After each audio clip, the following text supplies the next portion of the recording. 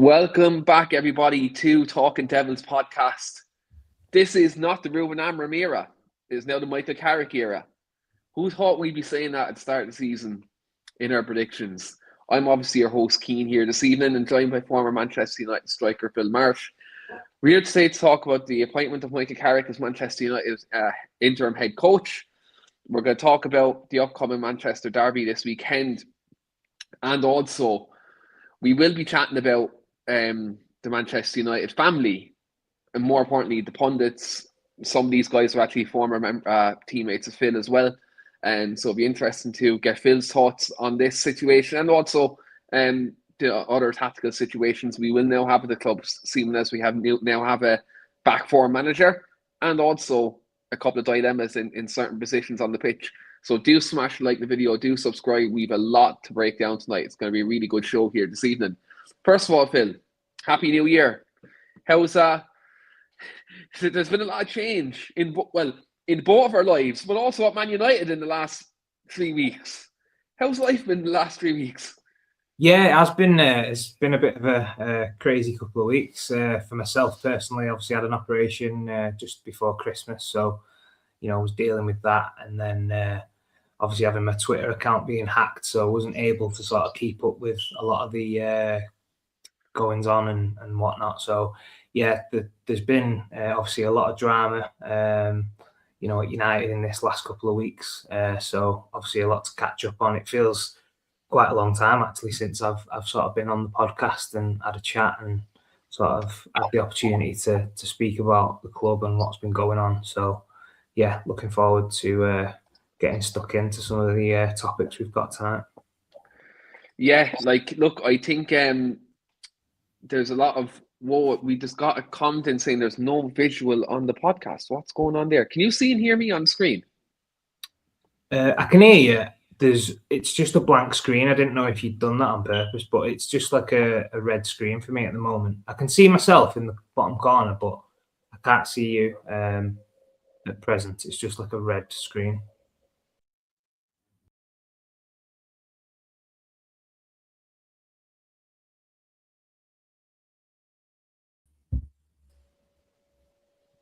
Can you hear and see me now? Yeah, that's better. It's only quite small, but I can see you now. That's a little bit better. Yeah, sorry about the technical difficulties here this evening. We will work on it as far as we get there. There you go. There you go. Now we have a visual. Sorry about the technical difficulties, guys.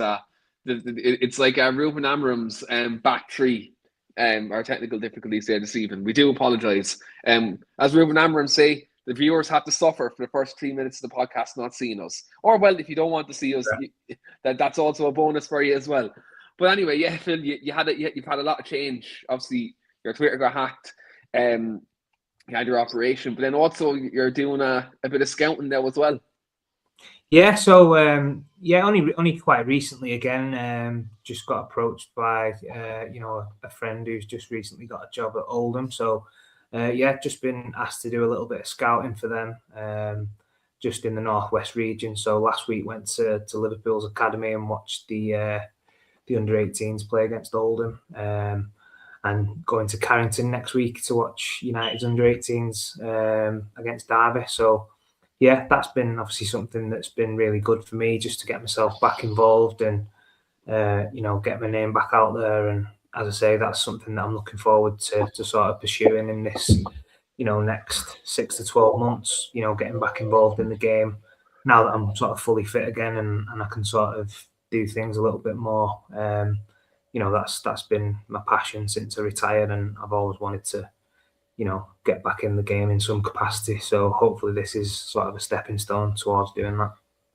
Yeah, man, and what's really good about this as well is, we always talk about culture and building players and giving young players a chance. And you, at your time at United especially, you got that chance, and you know what it's like to kind of have to seize that chance and take them opportunities. So the fact you're working in amongst the younger players now as well and doing the scouting, I think that's a good part for you in the game. I think especially with your background, you probably even prefer that nearly. Yeah, I mean, to be honest, obviously I've not been doing it that long, but just going to watch games and just seeing obviously how the game's adapted from my time and just watching young players and how their attitudes are. Because, as I say, a lot of time when you go and watch a game of football, you can pick quite a lot up just by standing on the side of the pitch and just watching a player. So I've really enjoyed the couple of games I've been to so far, and yeah, just really looking forward to seeing what happens. And as I say, I bumped into one of my former teammates last week at Liverpool, who was the under-18s manager. So it's good for myself personally as well, just to be getting around and bumping into people and networking and as you say, when you you're in the hat, something might happen, and hopefully for myself, I'm pursuing something hopefully will happen and I can get somewhere in at United, because that would be the ultimate pinnacle for me and something that I've always, wanted to do since, leaving the club and retiring from football. I think, with my sort of experience and coming through the club, that's sort of, for me personally, what I think the club's missing a little bit at this moment in time, and having the right people in there who know the DNA of what Man United is. So yeah, hopefully in the future at some point that might be something that comes up and there's an opportunity there for me to do something. So 100%, man. And like we were talking offline about it, it'd be like, I think if, like you said, that's the ultimate goal and where you want to be. That'd be a full circle moment if that did happen, if and when it does. And look, it's going to be great. You're going to be up around Carrington as well. Like I said, it'd be good. There's a lot of good talent you're going to see now in the next few weeks, and it'd be good to get some insight actually on the podcast about some of the younger players coming through as well. So we're not just talking about the first team. It'd be good to kind of get that perspective as well on the talent that is coming through and looking at the future. And obviously, you've been in their position too, so it'd be good to kind of get that perspective on it as well. We both talked about change in the last kind of couple of weeks, and obviously, since the turn of the new year, we've a new manager now. Ruben Amorim got the sack last week. I suppose there's a lot of dispute on how he got sacked. People are saying it's results. People are saying it's because he went off his head at Jason Wilcox. People are saying it's a bit of both. I suppose purely on your opinion, and we'll touch on it briefly. Did you think it was the right time for Ruben Amorim to go, first of all? I think when the news broke, I was sort of in the mindset of I was surprised, but I wasn't surprised, if you know what I mean. I think the results of late has obviously been not good enough, which compounded, the season last year where we finished at the lowest position we've been, and obviously the loss in the European final. So purely based on the results side of things, I could see why he had been sacked. However, I think the timing of it, and when you look at, I mean, I'm going off on a bit of a tangent here, but when you look at sort of in the last 2 or 3 years, especially how much money the club has hemorrhaged in money, paying managers off, buying players and selling them for like a third of the price. I think with us being out of all cup competitions and sort of not really much left to play for, in my opinion, I think it would have probably made more sense to just keep Ruben until the end of the season and then just, reassess at that point. And if you did want to make a move and bring somebody else in at that point, then that probably would have been a better decision. I think, having to pay him off and then bring interim managers in, it's just all a little bit messier. I mean, I hope Michael Carrick comes in, brings the feel-good factor back to Old Trafford a little bit like when Ollie came back, and we finished the season well and getting the top 5 or 6 places. That's the ideal scenario. But I just think from a sort of broader club point of view, I just think we're making so many bad decisions and in terms of like the financial implications. So that was my sort of overall opinion on it. But yeah, I wasn't too shocked that he did get sacked, because I knew at some point something had to give. And obviously we heard the whispers about, him and Wilcox having a little bit of a Barney. So that's probably, been the final straw really that sort of, got in the sack. Yeah, 100%. I mentioned this to Lee last week. For me, I think it's the fact for me that he changed from the back three to the back four. The back four worked. Then it was spite nearly. He went back to the back three to prove a point against the worst team in Premier League history, and you drop points ultimately, and then you come out and then press conferences and say what you say. Like, he dug his own grave, I think, at the end, and like with the briefs that are coming out that Jason Wilcox actually wanted to keep him, but Amram internally made it untenable. Then I think at that point, then he had to go. And I think one thing you mentioned, Phil, and I want to get it off my chest with this, is I feel like him going and bringing United people back in is probably what's needed over these next couple of months. You mentioned like a feel-good factor. Yes, I think that's part of it, but I think just culturally at Man United, I think one thing we've lost, I think, since Ollie's left, and people might disagree with me here, but I feel like we've lost that kind of Man United feeling. Now, I'm not talking about style of play. I'm not talking about results. I'm not even talking about trophies. I was talking about having people there who knows what it means to be at the club and to represent the club in a certain way. And if you look at the last two coaching staffs that we actually had under both Ten Hag and Amram, it's the first since Sir Alex left. The two coaching staffs didn't have at least one Man United representative on the coaching staff. And I feel like for me, that's definitely something that's been lost in the last couple of years, last 3-4 years. Number one. Number two, and I want to bring this up to you, because Amram mentioned it at the end of his tenure, plus I think it's happening prevalently since Carrick and Solskjaer have been linked with the job. And then obviously, consequently, Carrick gets the job in the end. But there's been a lot of talk that, I suppose the best way I can say this, like ex-Man United legends, pundits, who, by the way, I want to preface this before I say this, who I have a lot of respect for what they've done for the club. And I respect, I suppose, their opinion on knowing what it means to be a United player, knowing what it means to win trophies, and knowing what it means to play at the highest level. Because we all know they all have, like Keane, Scholes, Neville, Nicky Butt, Wayne Rooney, Rio, all these people who are, I suppose, who've been there and done it. But do you think, and I'm talking not just now with all the stuff that's been said in like on podcasts, on panels, on Sky Sports or TNT, or every I suppose every form of media outlet that's out there, do you think the level of criticism and I suppose the level of analysis that's been given right now, is it level-headed? Is it unfair? Where are you with it? Because a lot of people in, let's say, regular fans, would say it's going a bit too far. Even the journalists who have the biggest agendas ever are saying it's going a bit too far. I know you played with these lads, and you know these lads as well personally, and also you know them on a professional level too. And obviously you play for the club too, so you know what it means to wear the United shirt as well. With all these different factors there, where would you be in terms of how people should feel about the criticism that's A, been given towards the players, the current players in the squad, but then B, I suppose, the level of criticism that's going towards, I suppose, the appointment of Michael Carrick? Yeah, so I think, obviously, when you look at the pundits that we're probably talking about at the moment, it's Scholes, Nicky Butt, Roy Keane, Gary Neville, Rio Ferdinand.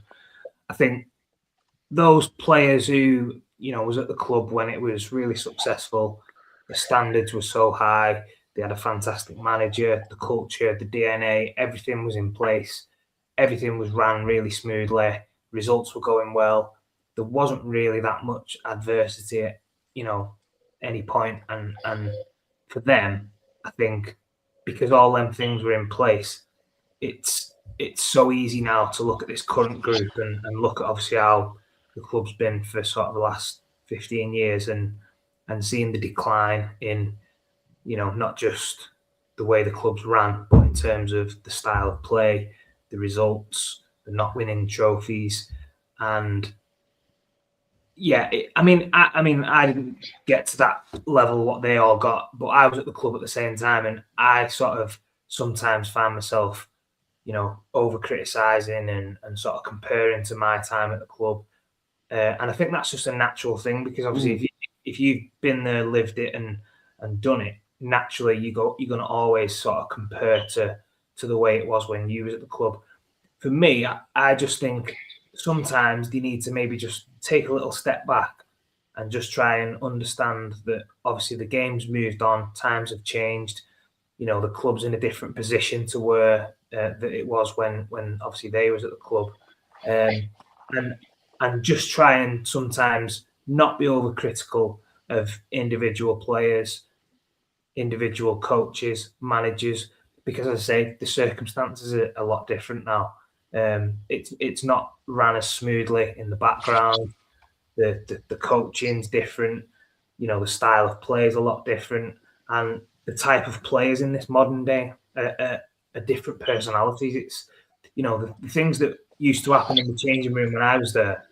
That kind of thing can't happen anymore, because it's just not allowed. It's just it would get frowned upon. You'd end up sort of, I don't know, you'd probably end up in cuffs. With some of the stuff that used to go on. But yeah, I think it's a difficult one, because, as I say, them players have got a lot of credit in the bank with what they've done for the club, and they can sort of maybe criticise a little bit more than other people, because they've obviously been there and done it, and sort of been in part of one of the best teams that we've ever seen in Premier League history. So yeah, I'm on the side of, I can half understand where they're coming from, and why they get so frustrated, and why they want to see change a little bit quicker, and all that kind of stuff. But then on the same token, I sometimes just think that you maybe need to, take a little step back and just sort of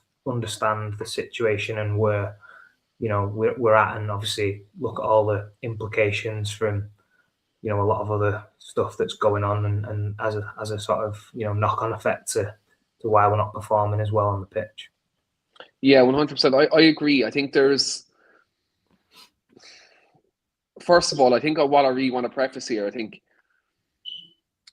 they have a big platform, these ex-players. I think they have a big platform. I think, for me, I think some of their analysis is being jarred by the fact that they're on big platforms such as Sky Sports, let's say, for example. I'm not going to name any pundit here individually. I'm going to do this as a collective here. Sky Sports has a vested interest in terms of they're a pro Liverpool broadcaster. It's pretty evident with the people who are hosting on their broadcasts, plus, I suppose, like the pundits they have on there for years. When you have people like Gary Neville who are on it, Roy Keane, people who are well respected at the club, I understand, like you say, Phil, that they should hold United to the standard that they were at the club, because that's what they know, right? They're brought up to Gary Neville's brought up to the club. Keane came in the Premier League and he won 7 Premier League titles, the Champions League, he won everything as well. I just feel like some of the analysis is too far. I think some of the takes at times are actually personal rather than professional at times. It comes across that way. Now, it mightn't be that, but for me, it comes across as personal, because like some things that are being said, like Alex Ferguson's around like a bad smell, like that's disrespectful, number one. That should never have been said. I think number two, when you look at we've a question about Benjamin Sesko for you, Phil, which I will get to, but it actually segues me into some analysis that was actually given by Gary Neville as well. When I think it might have been the Wolves game or the game before, where Sesko was actually playing really well, got a goal and got an assist. But Gary Neville was still going at him all game, and it was like, hold on a minute, are you the former Man United player? Or are you the former Wolves player here? Do you know what I mean? And it just, for me, it just feels really, really jarring that this is happening. And then, like, when I watch another prominent football podcast, another 2 former United players, again, let me preface, 2 lads who I really respect for what they've done for the club. But when a comment is made like Erling Haaland is going to be licking his lips, he's going to pick up Lisandro Martinez and walk around the pitch with him. Again, that's point blank ignorant analysis when Haaland has played 5 games against Lisandro Martinez and only won 1 game. And the last time Haaland played against Martinez pocketed him at Wembley in an FA Cup final with Manchester United won. So when I see, first of all, baseless analysis, when I see that looks like borderline fan channel analysis by these pundits, it makes me wonder, A, are they being influenced by the broadcaster to have some of these takes? B, is it a case where they now are on big platforms where they have, I suppose, invested interest because it's their job, but then also some are on podcasts where they make their own money themselves. So like let's say like a fan channel, it benefit them to go on and talk negatively about the club because they're getting more views and more traction. That's what I question right now, because before all these podcasts and all these things were mainstream, these pundits, yeah, they had their views, but they weren't as extreme as they were now. Yeah. And I know the club is still in a state which I can understand they can have them views. But for me, when I see these things happening, it makes me question the authenticity of their views, and it makes me question, where's their allegiance with Man United now? Like, is it a case of one of their friends didn't get the job, so all of a sudden now they're going to go personal towards Carrick? Do you know what I mean? There's a few things here that I feel like I don't like the analysis around the club from the ex-players at the minute, and like it makes it bad for me to say that I'd maybe prefer listening to Jamie Carragher talking about Man United right now when he's a Scouser. Do you know what I mean? Yeah, no, I agree. I think there's definitely been sort of a change in the last couple of months in terms of, I think, the level of criticism sort of ramped up, and there's been a little bit more sort of, as you say, personal comments made about specific people, which for me, I mean, I've always said I would never speak negatively about any former player I've played with or whatever. I just wouldn't do that. But yeah, I think, as you say, there could be ulterior motives in this, because, as you say, it's sort of just come to a head a little bit more in the last couple of weeks and months in terms of the level of criticism that's been made. So yeah, obviously we don't know what's being said behind the scenes, and whether they're being told to say stuff for clicks and to get more traction, cause a little bit more drama. But again, this at the moment we're in, as a club, this is something really we don't need, because we don't want to be dividing the fan base and sort of, trying to get players who've obviously got a lot of credit with the club, speaking in a negative light. So, yeah, it's not obviously ideal. I think let's not be thingy about it. I think, some of the stuff they say, there is some sort of truth in it, and there is certain aspects of what they're saying, which I agree with. I just think it's probably the way that they're saying it and the way it's coming across. And obviously, the level of criticism sort of, as I say, in recent weeks, that's been a little bit more harsh, if you like. So, yeah. I think it's one of them, Phil, isn't it? I think maybe it's the delivery of some of it that's maybe coming across as agenda-ish, and then I think maybe the other part then is their standard sentiment is so high then as well. Yeah. It could be a bit of both, like. Yeah, and if I'm being brutally honest, a lot of these players and people who are still involved at the club, if they're still, at the club and sort of trying to move the club forward with the way that we're going at the moment, the results, the sort of stuff that's been going on, I think, they're all there to be criticised because it's not been good enough, and, that's plain for everybody to see. I just think, obviously, as I said, some of the individual comments and the way it's been portrayed has just been probably a little bit, too far in certain aspects. So, yeah, that's probably all I'd say. I just, don't really know whether, as you said, it's, other people who's, give them a nudge to sort of stir up things, and maybe, as you say, doing it for more traction. We don't know, and I don't think we will ever know. But yeah, I don't think we'll ever know. But look, I think the one way you shut it all up is by winning on the football pitch. Yeah. I think that's where you shut it all up and is get results. Big up to Sully here. He has his comment in here for you, Phil. He says, question for Phil. How far can Benjamin Sesko go in his United career? And what is one piece of advice you would give him either on or off the pitch if you could? Yeah, great question. I think in the last couple of games, obviously he scored a couple of goals against Burnley, which, was good for him. I don't think he had a very good first half. I remember watching the game and, his touch wasn't great. He was losing possession and, he sort of stuck with it and ended up getting 2 good goals. So obviously he's a resilient lad. He's only young. Obviously, sounds, plain and simple, but I think as a young player, you've got to stay hungry. You've got to always want to learn. You've got to want to improve. The one thing I think which he's not got, which a lot of the younger players when I was at the club had, he's not really got somebody at the club at this moment in time who's there who he can learn from in terms of a little bit of an older, experienced, streetwise player who you can pick the brains, you can, work on things in training, you can try things after training. I don't think he's at this moment in time got anybody there who he can, do that with. And I think that's probably what he's lacking. Somebody just to, give him that little bit of extra advice, give him a little bit of, knowledge on what he's doing, how can he improve. As I say, when I was at the club, I was lucky enough to be able to go after training and do some shooting with Van Nistelrooy, Solskjaer, Louis Saha, Wayne Rooney, Cristiano Ronaldo. How can you not learn in an environment like that when you mixing with them kind of players?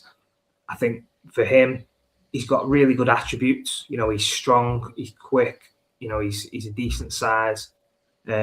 He can finish. We've seen it in glimpses. I just don't think at this moment in time because, we've not been giving him maybe the quality service that's been needed. Obviously, Bruno was out for a few weeks and then, comes back. Do you think the system under the previous manager would have hindered that as well? Yeah, so all these factors are sort of, coming into the sort of scenario of maybe why he's not found his feet and hit the ground running as well as he probably could have. I'm hoping now, obviously, if Carrick's going to go back to a little bit more of a conventional formation, that he might get a little bit more joy. And obviously, we've got some of the players back from AFCON who obviously have been doing really well for us in Mbeumo and Ahmad in terms of in the attacking third. So, yeah, I'm hopeful that he can keep improving. I think if I was him, obviously, at this moment in time, all he can do is just keep working hard, keep trying to do the right things. Don't get too frustrated and down if you have a couple of bad games. It's all part and parcel of learning. I think he's in a lucky position, to be honest, at the moment, because we've not really got that many options in terms of competition for places in that sort of position. So for me, we'll get a lot more game time and sort of opportunities than maybe he would if there was other top strikers at the club. Do you think when, like a couple of years ago, we had Cavani at the club, and then he was able to guide the likes of Rashford and Mason Greenwood at the time? Do you think we're kind of lacking that figure, kind of ahead of him to guide him? Yeah, I mean, obviously, we've had some great players who've come in on loan in the last, few years. Like obviously, Cavani would have been perfect in my opinion because he's been there and done it. He's that kind of striker who can do a little bit of everything. And yeah, it's just about having that relationship and being able to, pick off each other little bits out of the game. And for somebody of his ilk, who's obviously played in the top leagues, he's an international, he's scored a lot of goals in European football. That's a kind of player that, as a young player, when you want to make a name for yourself in the game, you're doing everything you can to try and, pick their brains and sort of pick up any little nuggets that you can get to help your game. And I'm sure he would have been the kind of person who would have, loved that and would have done that. So it's a shame, really, we've missed out on that. Who's to say we're not going to bring another striker in who might be able to do that in the future? Hopefully that's the case. Because as I say, he's only a young lad and, he's got a bit of time on his side. But for me, yeah, just needs to keep working hard, keep doing the right things, making sure as a striker, you're going to miss chances, you're going to have bad games, but it's how you you bounce back and how you keep coming back and making the runs and putting yourself in the positions and not getting too wound up and frustrated. Because as I say, maybe the formation hasn't been suiting him. We've not always had the quality on the pitch that maybe can find him. I just hope now, especially for him, we go back to a little bit more old school and start putting more balls in the box. Because as a centre forward, if you're making runs and the ball's not coming, and then wingers are cutting inside all the time and getting an opportunity to cross it and then not. There's nothing more frustrating as a centre forward when you're making runs and the ball's not coming into the box. I'm hoping Carrick and obviously the new coaching staff will sort of recognise that and maybe try and implement a little bit more getting the ball in the box and give someone like a Sesko to get on the end of things and make things happen that way. Yeah, I think with like Andrew's mentioning Kobbie Mainoo, we'll get to that in a minute. I think having the likes of Mainoo, Ahmad and Buemo and Bruno in more advanced positions out should in theory help Sesko. I'm not a professional by any means to your level, Phil, so I'm not going to say I was in your position, but one thing I'd love to see Sesko definitely do myself is just be more aggressive making them runs across the 6-yard box. Yeah. I'd like to see him gamble a bit more. Do you know what I mean? I'd like to see if he just gambled a bit more, I feel like he'd get a few more goals.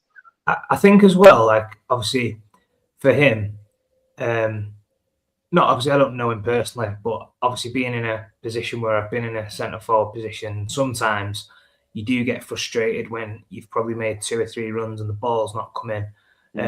It seems to me a little bit like because players just don't expect that ball to come in, and then when it does come in, they're not making that run. Then you're slightly on your heels because you've made 3 or 4 runs and nothing's come in, and then when it does come in, you're just not expecting it. But as I say, that's where it separates the top strikers from the elite strikers. The elite strikers just keep going relentless. Doesn't matter if you've made 15 runs, you keep going, and then that one time it comes in, you're on the end of it. Again, that's partly down to probably the formation, the players obviously, not wanting to put the ball in the box sometimes aimlessly or however you might view it. But yeah, that's something that I agree. I think, he puts himself in some good positions, but when he gets in there, he doesn't really go with enough purpose. And yeah, hopefully that'll come. I think, it just needs a little bit more practice, maybe on the training ground, and build up them relationships with the wide players and just say, like, obviously, when I was at the club, I knew what all my players were going to do 9 times out of 10.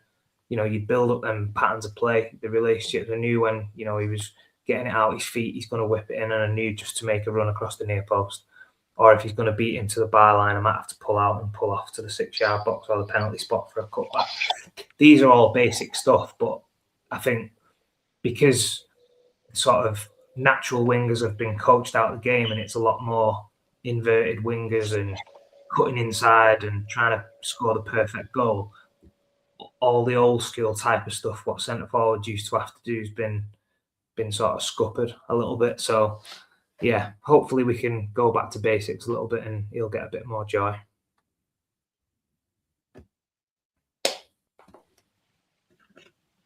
Yeah, 100%. And I think if he gets a couple of goals, he could get a load of confidence. And when that confidence, then hopefully that breeds results. And I think from that point of view, if Sesko can get a couple of goals, again, I think I agree with you. If he had someone to learn from, he maybe could refine his game. But look, hopefully with the coaching staff we have now, he can learn. But then also as well, I think having this formation, like you said, having the likes of Bruno up higher to play them passes in the final third. Him and Buemo were starting to build up a good little partnership before he went off to AFCON as well. Where we'd go direct to Sesko and Buemo then to make that run inside and then open up the right wing for at the time was Ahmad at right wing back or Dallo. We'll get to him in a minute. On the right hand side, it used to open up space. So if we can start building them connections and relationships in the kind of the 4-3-3 or 4-2-3-1 that Michael Carrick is going to play, hopefully we can get some more from goals from Sesko, but then not just Sesko, but from the rest of our attackers. Hopefully we can get more output. We've good questions in here tonight. I'm really loving the engagement here, guys. Do get them in. If you're watching as well on Twitter, get over to YouTube, Talking Devils YouTube channel, and get your questions in there, because when you drop your comments in on Twitter, they don't come through on StreamYard. So if you're watching on Twitter, get over to our YouTube channel, Talking Devils, and get your comments or questions in for Phil. And he'll answer them there, as he did with Sully's question there as well. And I'm going to leave this one to you, Phil. Do you guys think with Michael Carrick coming in, could he get the best out of Cobby Mainoo before he leaves in the summer? I didn't know he was leaving in the summer, but Michael Carrick. Oh, I thought you meant Mainoo then. I was going to say. No, sorry. Yeah, of course. I think 100%. I think Mainoo now under this new management team will definitely get more opportunities in the team. Hopefully, he'll play him a little bit further forward, as you say, and play him in his best position. And I think to be honest, I get the vibe that Mainoo is a player that probably just needs that little bit of an arm around the shoulder and somebody who can just give him that little bit of confidence, because if we rewind sort of 12 months when he was playing for England and he was the main man and he was doing really well in the FA Cup final against City, he was the talk of the town, and everyone was thinking the team was going to be built around him moving forward. So I don't think an awful lot's changed in that time, other than he's just sort of fell out of favour under Amarin, and he's not been given enough game time really to sort of show what he can do. So yeah, I definitely think that Carrick as well, obviously being a former midfield player, I'm sure he'll look forward to working with Kobe and trying to get him playing with a smile on his face and enjoying his football again, because obviously he's a great talent. We know what he can do, and hopefully that'll benefit the team. Because on his day he's a very good player, and I'm sure he can start producing what we know he's capable of. I think as well now there's not as much pressure in terms of we've got 4 months under Carrick with no cup competition. We've just got the league to focus on, so there'll be a lot of chance to work on stuff in training, and obviously they can just try and go for it and try and finish in the European spots and finish the season strong. There's obviously going to be like little dips within that, and I'm not going to say that we're going to go on a really good run and not lose any weird games and stuff. I think that will still happen, but I just hope now we can start implementing a new formation, getting the players back playing with a bit of confidence and a smile on the face, and just sort of build into sort of for next season to try and just have everything in a bit of a more calm and more happy place. I think that's there's nothing better in terms of when a new manager comes in, it's sort of a clean slate for everyone. Everybody gets given a fair opportunity. I think there's a lot of players in that squad who was probably feeling like they was never going to get a chance. They've been treated unfairly. They've not had enough minutes. So now I think the competition within the squad will be really healthy and good. And yeah, it's up to them to try and prove that they deserve to be picked on a Saturday when the team's selected. Yeah, look, it's a clean slate for I think the whole squad really. I think like first of all, new system, new manager, new coaching staff. I think it's a new lease on life for a couple of players within the team. I think with Cobby, I think there's no better man to learn from in Michael Carrick, who was kind of like, they weren't a similar type of footballer, but similarly intelligent, if that makes sense. And I feel like they kind of see the game in a kind of similar way in terms of breaking the lines, when to make that pass. I think he can, if he, like, we're talking about Sesko was no one to learn from, even on the coaching staff, because again, Woodgate was a centre half, as well, so he's not really going to learn from Woodgate either, Sesko. But I think Cobby Mainoo has the prime person to learn from in Michael Carrick, because he was such an intelligent footballer, and he knew decision making wise when to make that right pass, when to keep the ball ticking, when to play the simple one to receive it back, then to play the killer pass. Do you know what I mean? So I think there's no better man, I think, for him, apart from Paul Scholes, probably to learn from in a midfielder from that perspective. I'll take this one here first of all. What are your guys' honest thoughts on Cunha? I think he started well initially. He had a really good start. It took him a while to get a couple of goal contributions. He is struggling a bit at the minute, I think. I think at times for me, Cunha and Phil as a forward, you might agree with me on this. Sometimes he takes a bit too much out of the ball. And I think maybe sometimes if he can play that pass instead of dribbling that extra yard or two, I think if he'd done that, takes a couple of extra touches and stuff now and again where you think the stuff earlier or a little bit more simpler and just simplifies his game sometimes. I think it like less is more sometimes. I think he feels obliged to maybe try and go on dribbles all the time and stuff when sometimes all it needs is maybe a quick touch and a pass and then, move it on or whatever. But and then he'll get that shot then by making that pass. Yeah. No, I agree with that, definitely. Yeah. And do you know the thing about this as well? I was probably a bit, I was in our last game against Brighton, I was very critical of him. I think maybe for me, one of the reasons why I was actually critical of Matheus Cunha, and one of the things that kind of made me think afterwards, was I overly critical? And maybe it's something that might get stamped out of his game, is at Wolves, he had to be that player to dribble and maybe dribble a bit too much because all the rest of the players weren't on that same level. So maybe he's not out of that habit yet because he's playing with players of a similar level, though the likes of Bruno, Ahmad and Mbeumo. Maybe when Ahmad and Mbeumo come back, he mightn't be trying as much because he only really had Bruno on the pitch to be that creative player. So maybe when the better players come back, maybe do them habits kind of go. Yeah, no, it's a good point. I think, as you say, if you're used to playing a certain way and obviously being the main man at a club you've been at, sometimes when you move clubs and obviously them old habits come with you, it does take a little bit of time to maybe get them out of the system. And I'm one for, I wouldn't want to take that element of his game out of him because I think he's good when he travels with the ball and he is capable of beating players and making things happen.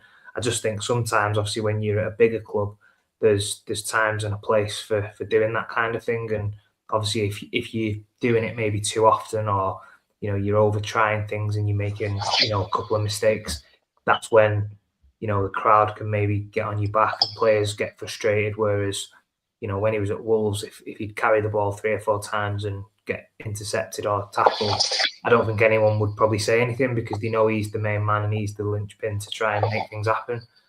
So yeah, again, it's just about sometimes knowing when to do things and when not to. And as I say, it's still quite early days for him, so we hopefully he can iron that out of his game and just know when and when not to sort of do too much.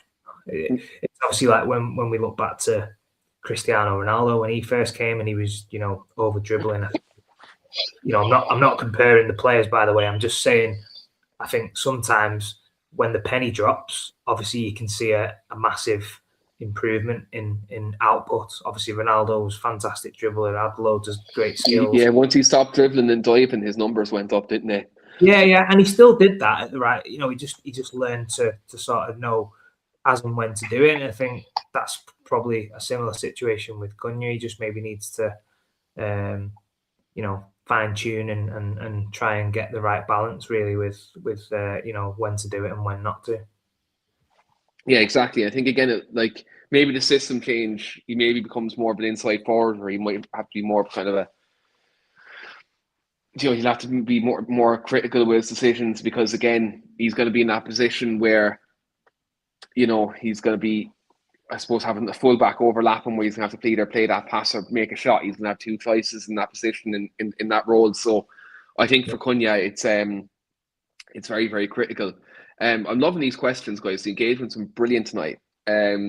Victoria's Secret says, given how inconsistent the results have been, I think he means across the league, is qualifying for the Champions League a realistic target? I think it is. I think the teams from 4th down to 12th, 13th in the league are all inconsistent. I think if we get a run together with 1 game a week, definitely 4th, 5th, definitely realistic, I think, with a full squad. Yeah. I was just going to say that I think because of how bad I've never known the league be as poor, really. I think because, if you think this year, everyone thinks of United as having another really bad season, but you look at the position we're in. We've drew a lot of games. Yeah, we've dropped points in a lot of games we should have won, but we're still sort of in and around the top 5 or 6 places. So we're still well capable of finishing in the top 4 because there's just too many sides that are just too inconsistent, and anyone really can beat anyone. And I know that's a saying, but this year that's like so true. Like literally any team could beat anyone. So just need to have a little bit of consistency and keep picking up points, and I'm sure we won't be far away if that's the case. Yeah, 100%. I think like Chelsea now have a new manager, we've a new manager. Spurs are all over the place. Like 1 week they can be unreal, the next week I don't know what they are. Then like you have a team like Brentford in there who are just very efficient at winning games via counter-attacking and set pieces. It's mad. He was Ireland's set piece coach a couple of years ago, and now he's the Brentford manager, and he's 5th in the league. I find it crazy, to be honest. Like the league is nuts this year. It really, really is. Like Bournemouth, mate, started absolutely unreal, and then just like couldn't win a game for like 6-7 games, lost every game. So I think won a game in 11, weren't it, or something?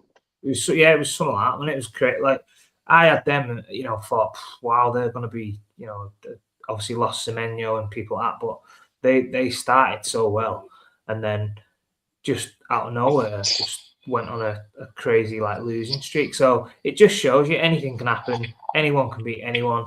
It's just about trying to find that little bit of consistency, which we're well capable of doing. It's just whether we can implement it and sort of. So what we've been saying all year, Phil. If we can get a couple of wins together, Champions League is attainable. But this is Man United we're talking about right now. It's a mystery, isn't it? Like it wouldn't surprise me the way this season's gone. Is it if we like finished? What's the like lowest position where you don't get Europe? Is it like 8th or 9th? 8th, yeah. Yeah, it wouldn't surprise me this year if we finished like 8th on like the last game of the season. And being 4th at the start of the day. Yeah. Like 14 on the same points and just end up like losing or drawing on the last game and missing out by a goal difference or something. Goal difference, or we lose by a set piece or something. Because the league is now it's now the long throw and corner Premier League this season. I'll take this one because there's other topics we do have to get to. I don't believe Dallo is good enough for United. What's your opinion? Absolutely not. I'm not going to swear because Wayne will kill me. What's the best word I can use here? He's just not good enough. I just don't think he's good enough. I think that's the best way I can say it. Phil, do you agree? Do you disagree? Yeah, I mean, I don't really sort of dislike him. I think there's certain qualities he got which I like, and I've seen good games from him. But overall, I just don't. Yeah, I don't think he's good enough for United. I think there's too many mistakes. There's not enough consistency in his game, and yeah, as a fullback, I think, especially in this modern game, you've got to offer a lot more. So, yeah, in a nutshell, not good enough for United. But he's probably good enough for another Premier League club a little bit lower down. I'm not going to completely, annihilate him and say he's nowhere near good enough. I think he would do well maybe at another club where the probably expectations not as big. But yeah, for United. Yeah.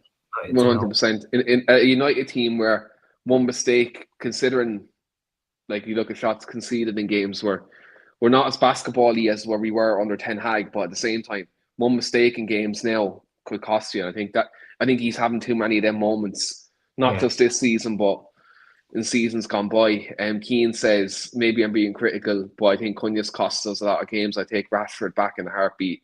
10 times the player, in my opinion. Look, I take Rashford back as well, but I don't think Cunha's cost us a load of games. He's cost us maybe 1 or 2 in recent times with decision making, but I don't think overall this season he's cost us too much. I think decision making at the back has definitely killed us. I'll come to another couple of questions before we move on to the Derby, lads. Should United fight? I have to ask you this because you're a teammate and a friend of this guy, so I have to put this in here. Should United find a role for Ollie in the club, I feel leaving him out in the cold is missing a trick, honestly. If not manager, should he have a role in development, scouting, or as a director?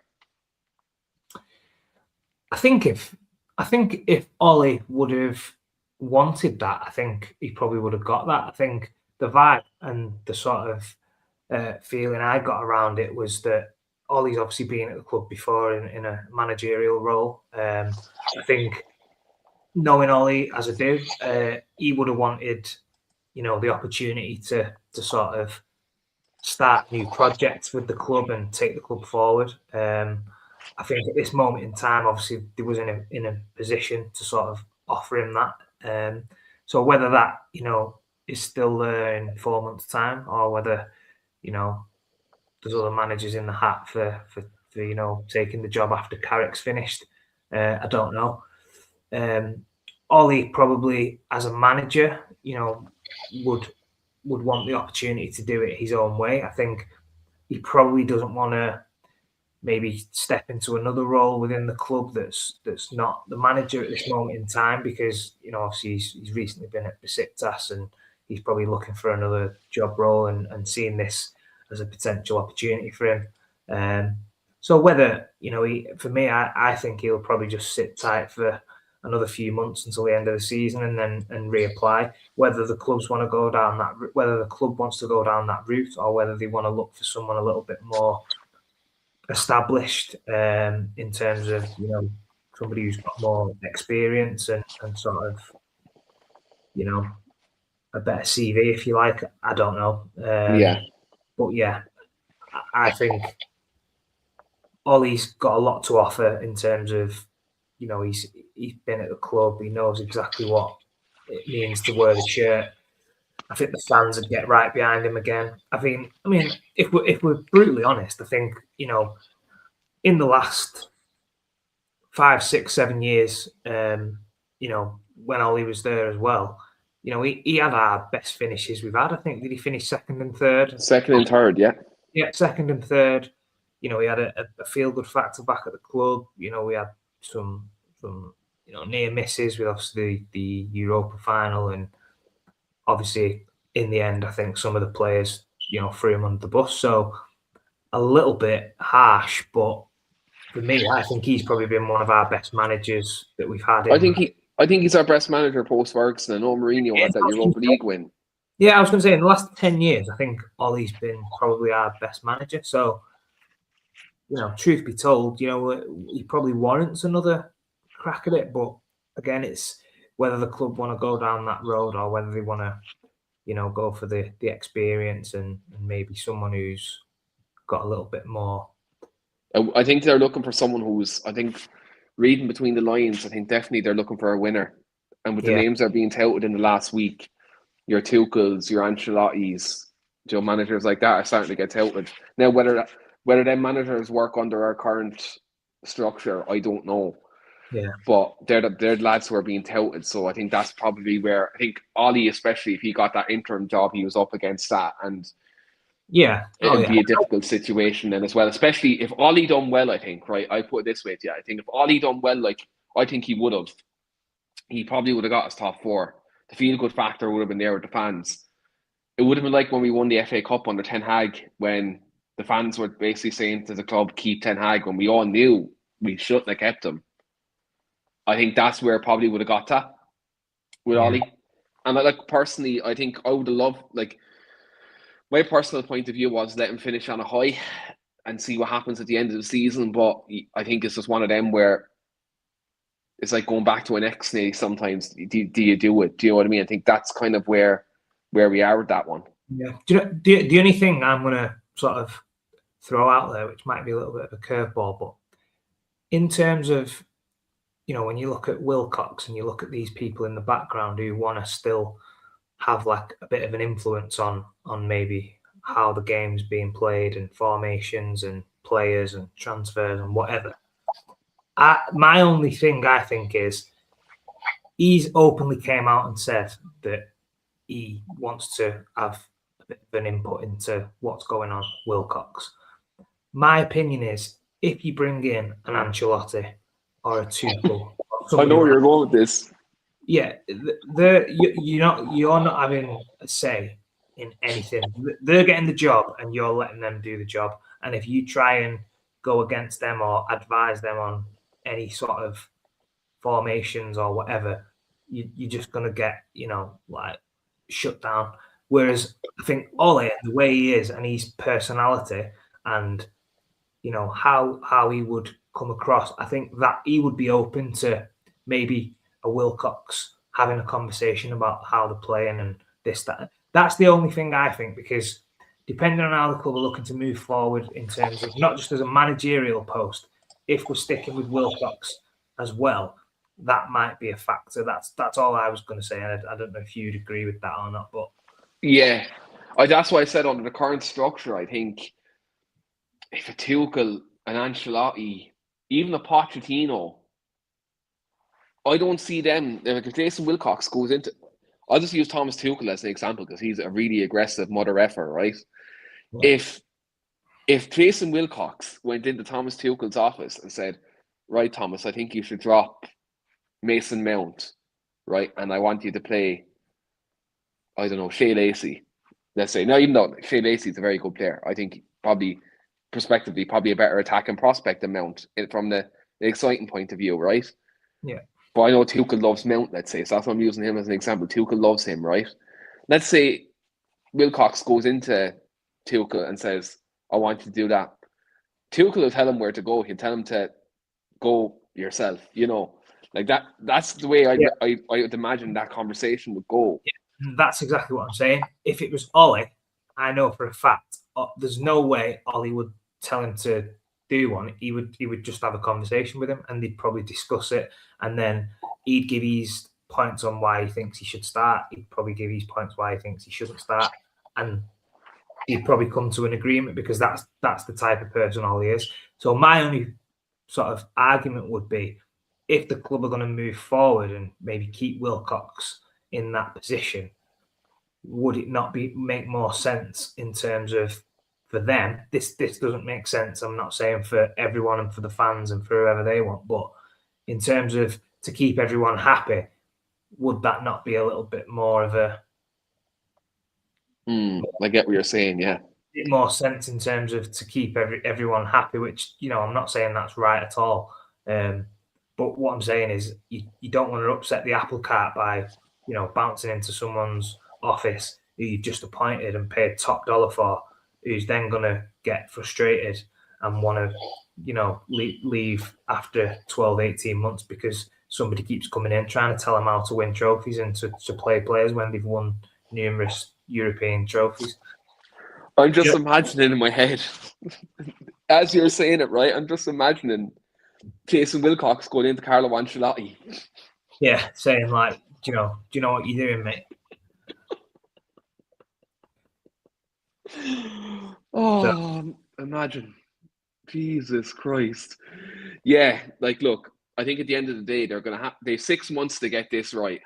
And I think ultimately, Jason Wilcox, Barada, Ratcliffe, all these people who are at the top of the club, they're going to have to get this appointment right, because they got the Ten Hag, I suppose, contract extension wrong. They got the Ruben Amorim appointment wrong.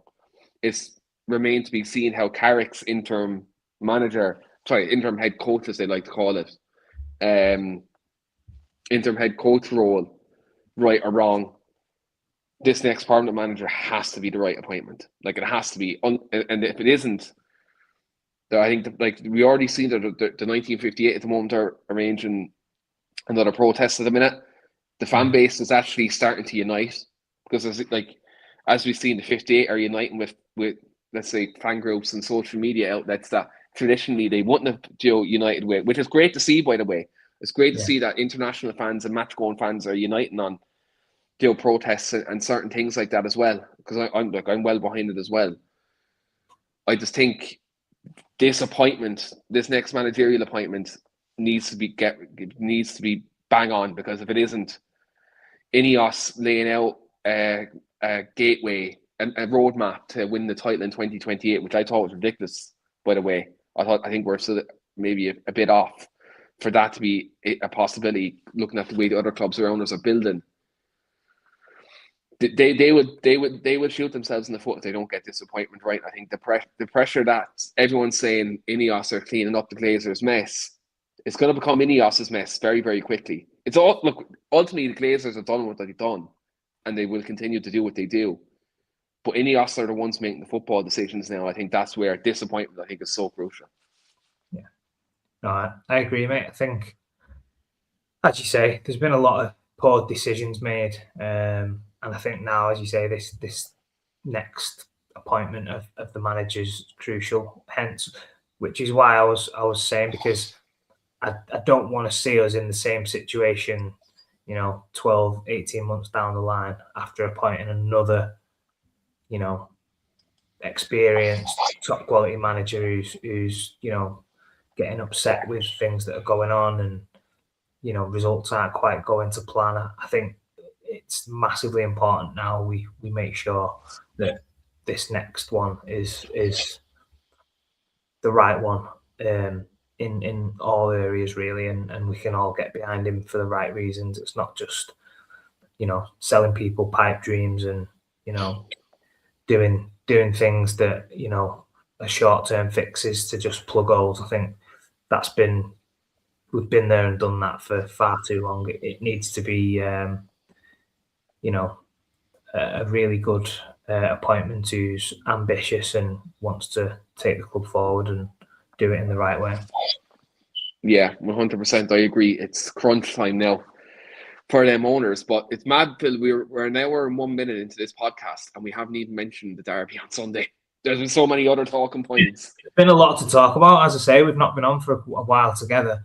Obviously, a lot's happened since, so we've just sort of ended up going down a bit of a rabbit hole, haven't we? So yeah, it's been a nice counselling session, Phil. I really needed this. But I suppose Kieran has actually brought up the comments, so we're going to crack right into the derby. Obviously, look, it's Michael Carrick's first game. I suppose it's probably one of the harder games you can start with as Man United manager or head coach, whatever title you want to give it. Looking at City's injuries at the back, but also looking at the recent run of form with a couple of draws they've had, plus with, I suppose, with the feel-good factor of this being Carrick's first game, is this an opportune time for Michael Carrick to actually play Manchester City, considering all the other mitigating factors that are there for us and also maybe for City lately? Yeah, 100%. I mean, I'd go quite attacking. I think, there's obviously a lot of defenders out for City, so, they're to be got at. I think, we've got a couple of players coming back who can strengthen the front line. For me, I'd be, going with an attacking side. And as I say, it's a little bit of a free hit for us. Everybody knows it's going to be a tough game. City are obviously going to be the favourites. So, I would just go into that and just, hope the lads can put on a good performance. But just, there's no real fear, I don't think, this year with any of the teams. I think anyone, as I say, can beat anyone on any given day. Hopefully, Carrick's come in and give everyone a little bit of a new lease of life, fresh slate for some of the players. We've got other players who may be coming into the team now who's not been playing. So, a lot of optimism. And, I'm quietly confident that we'll get smart out of the game. I'm not going to say we're going to win the game convincingly, but, I think we're going to make a decent account of ourselves and maybe get a draw or something like that. So I'm quite confident that we can pick up some sort of result tomorrow. And to, I suppose, Kieran's comment here, what would be your starting 11 for tomorrow, Phil? So just let me know in terms of if I say anyone who's injured or not available, because I'm not. Or AFCON, yeah, I will, yeah. Did he say he was going to go 4 at the back? Definitely. Yeah. He said, yeah. So I would probably stick with Martinez, and am I right in saying Delict, Euro, and all that. Sorry, not Euro. Delict and Maguire still. Maguire's back. Maguire's back. Delict's still out. I don't know whether he'll throw Maguire in. I know it's. Has he been back in training for a while, or is he? He's been back in training a while, and he had minutes on Sunday. Yeah, I'm going to go Maguire then. I'm going to go Martinez and Maguire, centre backs. I'm going to go Shaw left back with right back. Is Mazraoui? He's still at AFCON, yeah. Yeah. So Dallow's probably going to start. We've talked about Dallow, but I think he'll probably start him at right back tomorrow. So that's my back four. And then I think we're going to probably play Casemiro, Mainu, Bruno, Sesko down the middle, and then obviously... Who are you going on the right wing?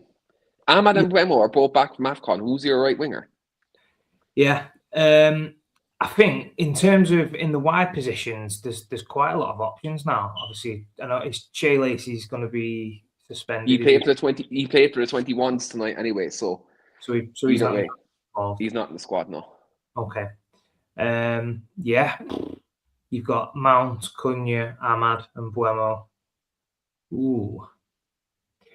I think Mbuemo starts just because I think, to be fair, he's been probably our best player this year in terms of output.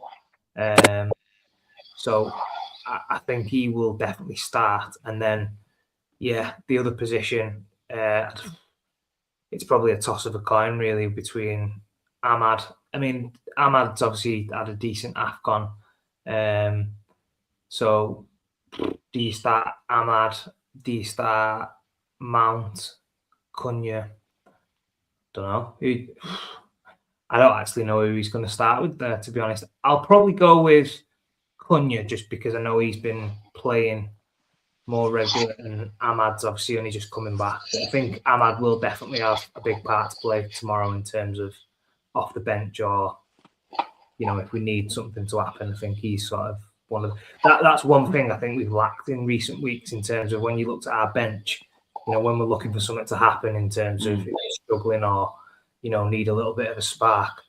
We've not really had that depth on the bench where we can look to the bench to bring somebody on other than probably Shea Lacey, who was coming on as an attacking player. So good to have some of them options back just to give us that little bit of extra quality off the bench.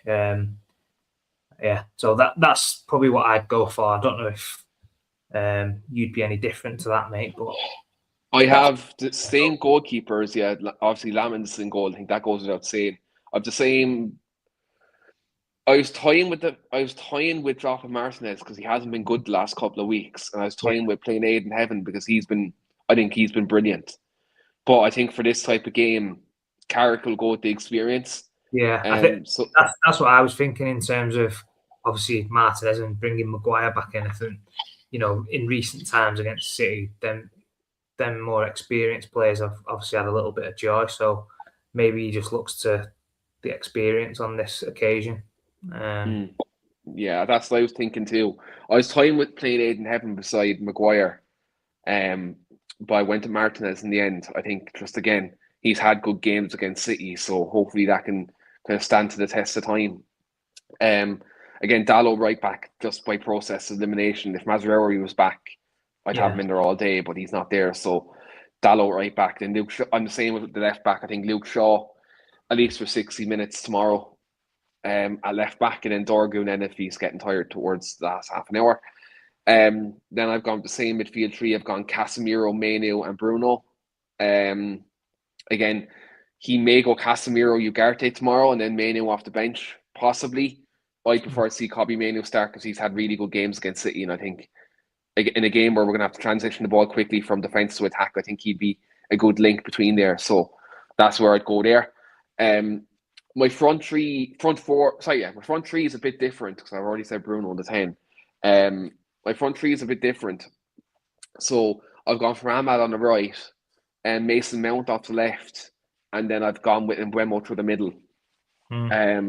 I think just for me, I think Sesko against their centre backs with 20, 25 minutes to go, with I suppose as a battering ram, I think for me could change the game. I think also as well especially there's going to be times where we're not going to have the ball, and I think to press them for the front, if you have Mbeumo through the middle, Ahmad on the right, and Mason Mount off the left, it's a very industrious front three.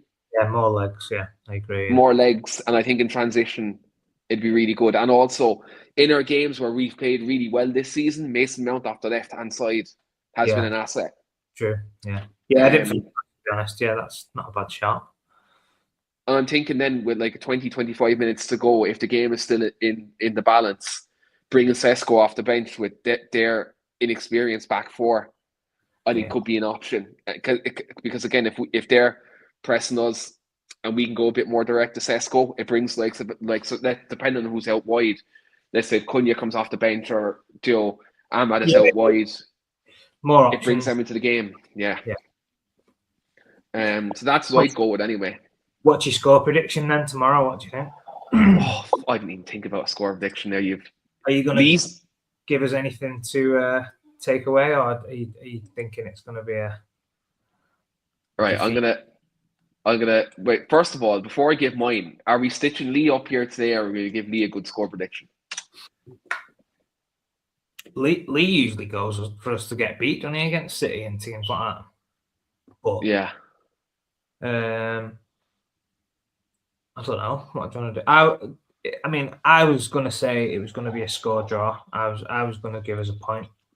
So I don't know if you want to give Lee a draw as well, or if you want to just. I was going to give Lee a Desmond. All right. Okay. 2-2. Yeah. Well, I'll go 1-1. That's fine. Right. So we give Lee a Desmond. You're going to go 1-1. For God's sake, this means, as always, I always land with the Man United win, don't I? Yeah, so I'll go Man United by default, you've got 2-1 for United. Or 3-2. You like a 3-2, actually, don't you? You like a little 5-goal thrill. Yeah, I always like my little 5-goal thrillers. I think I love a 3-2 since Ireland beat Hungary in the last game of that group stage. Tri-Parrot SC. My last score prediction on the channel was 3-0 Man United. I'm definitely not doing that for tomorrow. I'm just going to edit that right now before I put that up in the banner. I'm going to go... Fuck it. I'm going to go 2-0 Man United. I'm going to go to keep a clean sheet tomorrow. 2-0. I'm going to go 2-0 Man United. It's going to be like the game Ollie had right before lockdown. It's not going to be a McTominay halfway line screamer, but it's going to be 2-0 United. And this is pure and utter delusion for myself. Haaland's going to be kept quiet. It's going to be 2-0, and I'm going to go with Benjamin Sesko to get the crucial goal to seal the game off the bench. I don't know. Do you have any goal scorers for tomorrow? I can see like Bruno. I don't know whether it's a set piece or penalty. Yeah, I can just. I don't really see us sort of creating loads and loads in open play, but I think we'll just nick a goal off like a set piece or something, and then City might just get a point late on or whatever. I genuinely think tomorrow that we will take the lead. I think I can just see it being that type of game, but I just don't know if we've got enough at this moment in time to sort of like kick on. I always feel like when we take the lead against a big team, we just naturally then sort of sit back and apply pressure. Yeah. So I don't know. I'm going for a draw. I think a draw is a good result against City at this moment in time, and then obviously we've got Arsenal next. So do you know what I've been thinking all week with these two games, and it's been planted in my head. It's been planted in my head all week. I think we beat City and then we lose to Arsenal and hand Arsenal the title. That's all I've been thinking all week. That'd be the most us thing to do. Yeah, it wouldn't surprise me. I think that's how mad the league's been in terms of like everything seemed to like gone Arsenal's way as well. If you know what I mean. Like this year, if they don't win the league, it's like an absolute crime because Arteta should be sacked if they don't win the league. Like everything seems to have fallen for them. Every time they've dropped points, like other teams have dropped points, or whatever. So it just seems like it's written in the stars for them this year. So that wouldn't surprise me, mate, if we did beat City and then they turned us over. So yeah, and look, there you are, guys. There's our score predictions for tomorrow. That's obviously 12:30 kickoff tomorrow as well. So I'll make sure I'm up out of bed in the morning to watch that. The alarm will have to be set. And yeah, do like and subscribe. We will be back next week to review the Arsenal game. Hopefully, we're talking about 6 points, not 0. Hopefully, in terms of our league table for score predictions, Phil is like 6 points ahead of me and Lee. He is zooming past the two of us. He's on the same amount of league points as league titles that Man United have, while me and Lee are at 14 apiece. So it's dirt.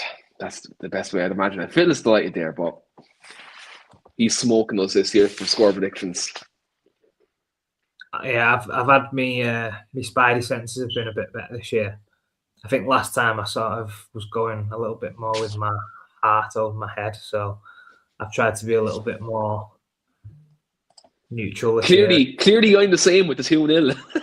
Yeah. You never know. I'm not ruling that out. I think got an half a good chance of getting something there tomorrow. So. Yeah, 100%. But on that note, Phil, we are going to wrap it up there. Thanks very much for coming on this evening. As always, we will chat again next week. And then also, guys, do check out Wayne's podcast with Paul Parker on Monday and then the Tactics podcast, I believe, on Tuesday. And do subscribe on all of our audio platforms as well. But until then, guys, thanks very much for tuning in. Hope you all have a good weekend. Until next time, I'll see you there.